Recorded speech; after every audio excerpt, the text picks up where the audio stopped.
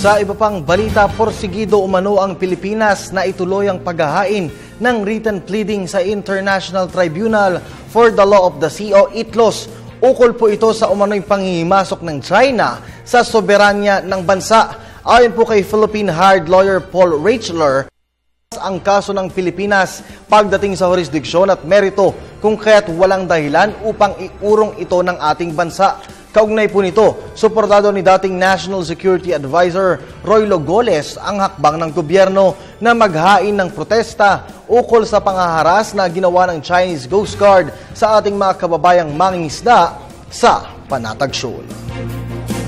Sa kaugnay pa ring balita, hindi naman po pinansin ng China ang diplomatic protest ng Pilipinas kaugnay sa pagtaboy ng mga Chinese Coast Guard sa mga Filipino fishermen sa Baho de Masinloc na sakop po ng teritoryo ng Pilipinas. Sa halip, hinihingi ng China na magkaroon na lamang ng bilateral consultation at negotiation.